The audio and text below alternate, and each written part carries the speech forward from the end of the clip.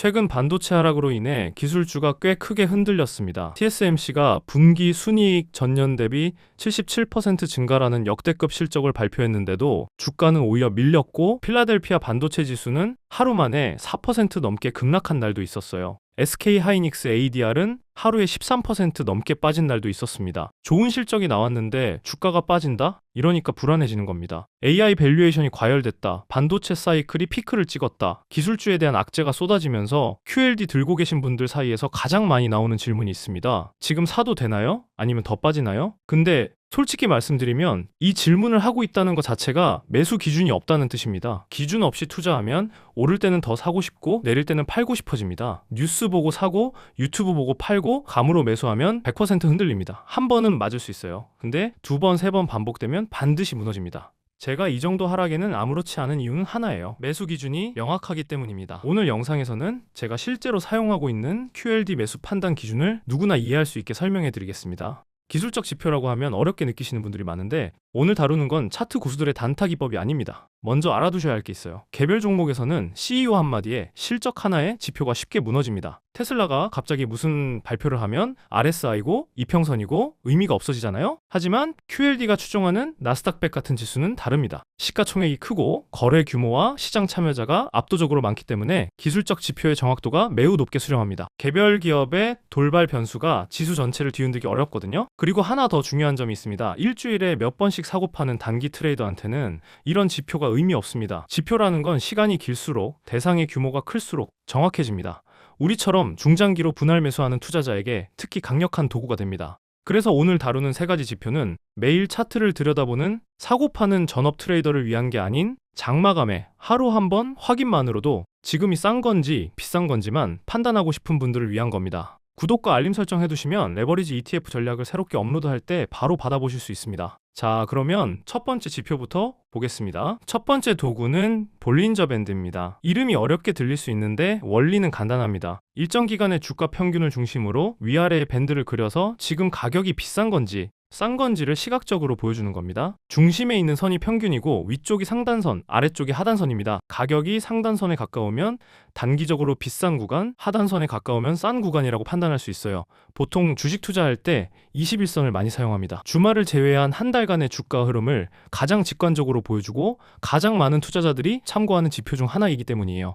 근데 저는 31선을 사용합니다. 이유가 있어요. 21선은 정확도가 높지만 신호가 비교적 자주 등장합니다. 종가 기준으로 살짝 깨졌다가 바로 돌아오는 휩소 무빙이 잦아서 이걸 매번 따라가다 보면 오히려 판단이 흐려져요. 31선은 이런 노이즈를 줄여주면서도 추세를 잡아내는 정확도는 유지됩니다. 특히 S&P 500이 아닌 나스닥이나 반도체처럼 변동성이 더 큰 상품에 투자할 때 더 좋은 가격대를 선점하기 쉬워요. 볼린저 밴드의 판단법은 세 가지입니다. 상단선과 중심선 사이에서 가격이 움직이면서 밴드 폭이 벌어지면 상승 추세, 밴드가 좁아지며 중심선 근처에서 머물면 횡보, 중심선과 하단선 사이에서 움직이면서 밴드가 벌어지면 하락 추세입니다. 이 세 가지만 기억하시면 됩니다. 복잡한 공식을 외울 필요 없어요. 차트를 열었을 때 가격이 밴드의 어디에 있는지, 밴드가 벌어지고 있는지, 좁아지고 있는지 이 두 가지만 눈으로 확인하면 현재 추세를 바로 판단할 수 있습니다. 그러면 QLD의 볼린저 밴드 31선이 어떤 모습인지 직접 보겠습니다. 올해 3월 전쟁 이슈로 바닥을 찍었을 때를 기억하시죠? 그 시점부터 QLD는 볼린저 밴드 상단선을 타고 올라오는 강한 상승 추세를 보여줬습니다. 밴드 폭이 크게 벌어지면서 가격이 상단선과 중심선 사이에서 꾸준히 움직였어요. 교과서적인 상승 추세였습니다. 6월에는 QLD가 $100를 넘기면서 고점을 찍었습니다. 하지만 지금은 상황이 완전히 달라졌어요. 밴드 폭이 좁아지면서 가격이 중심선 근처에서 머물고 있습니다. 전형적인 횡보 구간이에요. 여기서 더 주의 깊게 봐야 할 부분이 있습니다. 7월 들어서 종가 기준으로 중심선을 강하게 돌파하지 못하고 있어요. 오히려 중심선과 하단선 사이에서 움직이는 모습이 보이기 시작합니다. 이건 횡보에서 하락으로 전환될 가능성이 있다는 신호입니다. 여기서 판단할 점은 큰 하락이 온다고 확신하는 게 아닙니다. 상승 추세에서 횡보로 바뀌었고 중심선을 강하게 돌파해서 상단선에 다시 닿을 정도의 강한 상승이 나오지 않는 이상 횡보가 이어지거나 하락으로 전환될 확률이 있다고 해석하는 게 정석입니다. 분명한 건 하나 있습니다. 분할 매수 관점에서 보면 볼린저 밴드 30일 중심선 아래에 있는 지금은 단기적으로 비싼 가격이 아니라는 겁니다. 비싸지 않다는 것과 사야 한다는 건 다른 이야기입니다. 볼린저 밴드는 미래를 예측하는 도구가 아니라 지금의 위치를 객관적으로 읽는 도구예요. 근데 이 정도 움직임을 보고 반도체 거품이 터졌다, 제2의 닷컴 버블이다, 나스닥은 끝났다, 이런 이야기를 하는 건 객관적이지 않습니다. 실제 데이터를 보면요, TSMC의 분기 순이익은 전년 대비 77%나 증가했고, 빅테크들의 AI 인프라 투자도 전년 대비 크게 늘어난 약 7,250억 달러 규모를 유지하고 있습니다. AI 수요 자체가 붕괴한 게 아니에요. 주가가 너무 빠르게 올라온 것에 대한 차익 실현과 밸류에이션 부담이 겹친 조정이라는 게 더 정확한 해석입니다. 좋은 실적이 나왔는데도 주가가 안 오르는 건 그만큼 기대가 이미 가격에 반영돼 있었기 때문이지 산업이 무너지고 있기 때문이 아닙니다. 시장에서 전달하는 경제 지표들을 확인하는 건 중요합니다. 하지만 그 지표가 너무 과장되어 전달되고 있는 건 아닌지, 공포를 파는 콘텐츠에 내가 휘둘리고 있는 건 아닌지를 스스로 판단하는 것도 똑같이 중요해요. 그래서 본인만의 기준이 필요한 겁니다. 공포에 팔아버린 사람은 반등했을 때 다시 못 삽니다. 왜냐하면 팔았던 가격보다 비싸게 다시 사야 하니까요. 그래서 기준이 있으면 뉴스가 무섭지 않습니다. 기준이 없으면 모든 뉴스가 공포가 됩니다. 두 번째와 세 번째 도구입니다. 주봉 RSI와 200일선 괴리율이에요. 하나씩 쉽게 설명드리겠습니다. 주봉 RSI는 최근 몇 주간의 상승폭과 하락폭을 비교해서 지금 가격이 과매수 구간인지 과매도 구간인지를 0부터 100 사이의 숫자로 보여줍니다. 숫자가 높으면 최근에 많이 올랐다는 뜻이고 낮으면 많이 빠졌다는 뜻이에요.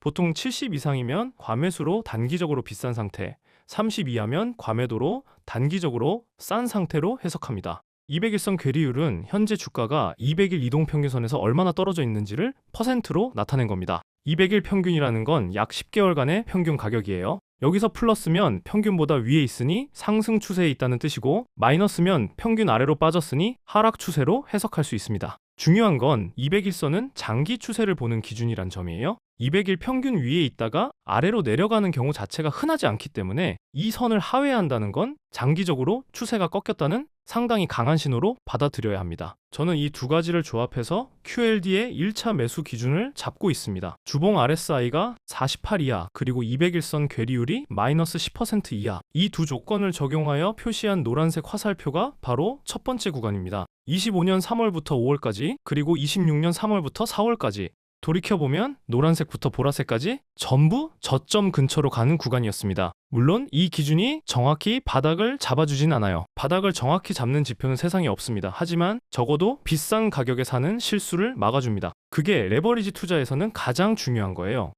그러면 지금은 어디쯤에 있을까요? 현재 QLD의 주봉 RSI는 53.78입니다. 제 1차 매수 기준인 48까지 아직 여유가 있어요. 과매도 구간은 아니지만 과매수 구간도 아닌 중립에 가까운 위치입니다. 200일선 괴리율은 플러스 17.16%입니다. 200일 평균보다 17% 위에 있다는 뜻이에요. 제 매수 기준인 마이너스 10%와는 약 27%포인트의 차이가 있습니다. 아직 200일선 기준으로는 장기 상승 추세에 머물러 있는 거예요. 종합하면 지금은 강한 매수 구간이 아닙니다. 하지만 볼린저 밴드 30일 중심선 아래에 있기 때문에 단기적으로 비싼 가격도 아니에요. 관망하되 주시하는 구간입니다. 주봉 RSI가 48을 향해 더 내려오는지 200일선 괴리율이 줄어드는지를 지켜보면서 다음 진입 타이밍을 준비하는 단계예요. 강한 매수 신호가 아직 안 왔다는 건 조급해할 필요가 없다는 뜻이기도 합니다. 여기서 추가로 하락이 이어져서 주봉 RSI가 48 이하로 내려오고 200일선 괴리율도 줄어든다면 그때가 이제 본격적으로 매수 비중을 늘려볼 수 있는 시점입니다.